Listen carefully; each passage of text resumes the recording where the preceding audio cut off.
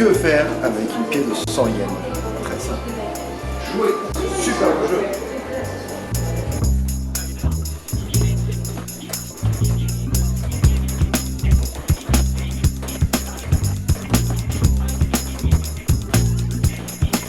On a récupéré un sésame magique, le permis de conduire en japonais. Alors, direction Hokkaido. On passe par une petite ville avec une drôle de mascotte. Melon Kuma, c'est son nom. Vraiment flippante cette mascotte. Il est grand temps de partir.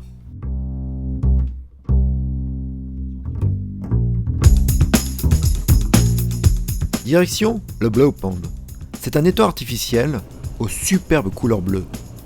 Il paraît que le voir sous la neige est sublime. Et ça tombe bien, il neige. Alors, ça vous dit quoi cette image?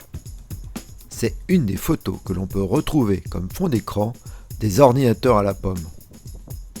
Sous la tempête de neige, pas facile de prendre des photos, mais on en a quelques-unes de sympas.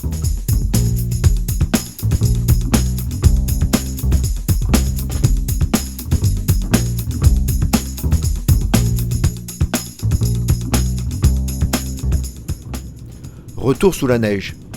Mais pas de problème, les autoroutes d'Hokkaido sont très bien signalisées.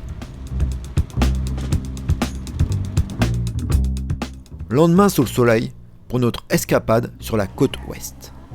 La route nous amène découvrir un petit musée à côté d'une ancienne maison de pêche au hareng.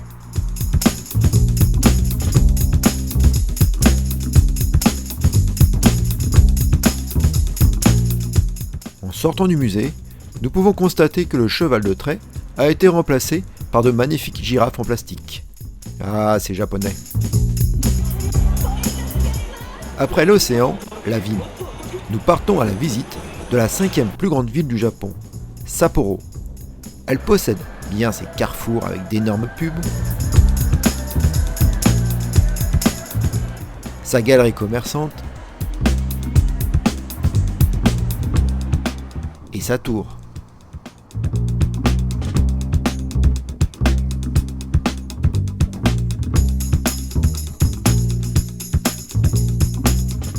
Belle découverte à Sapporo du jardin Nakajima, avec de splendides couleurs d'automne.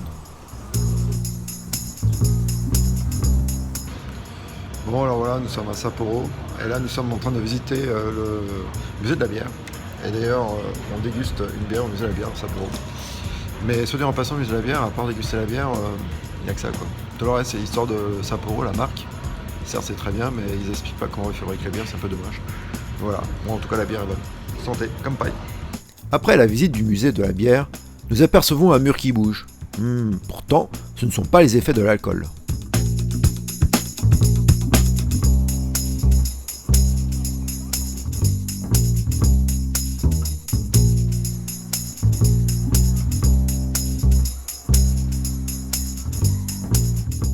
Au retour de la découverte de Sapporo, nous profitons d'un moment d'égarement pour perdre 100 yens. Maudite machine.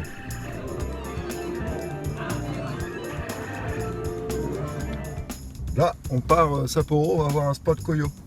Je me souviens plus trop le nom, mais il paraît que c'est super beau. Donc voilà, il est 7h27 du matin, on est en avance. Eh bien, pas de bol. La pluie a fait son travail et on s'arrête à peine. Ce sera pour une prochaine fois. On a poursuivi notre route et même cherché le trésor au pied de l'arc-en-ciel.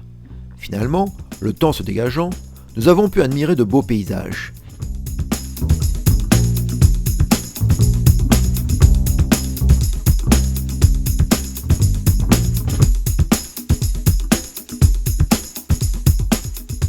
Et même le GPS s'est mis de notre côté en nous indiquant une route non prévue nous emmenant au bord du lac Toya. Superbe étape.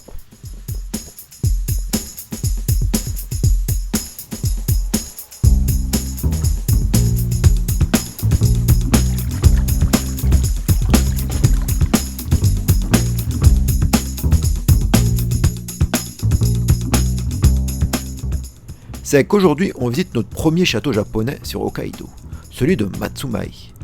C'est d'ailleurs le seul château à l'architecture traditionnelle présent sur l'île.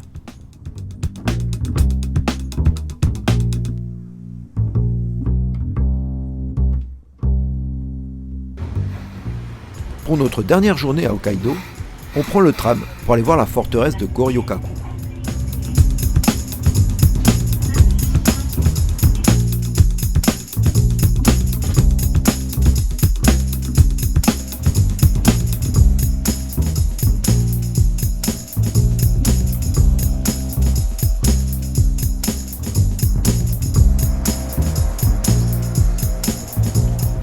Nous vivons un phénomène paranormal.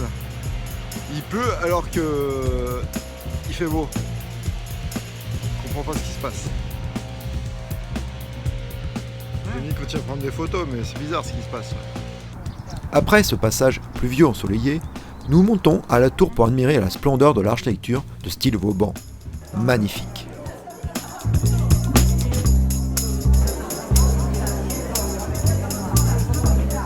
Hokkaido, c'est fini. Il est temps de tourner nos regards vers Honshu.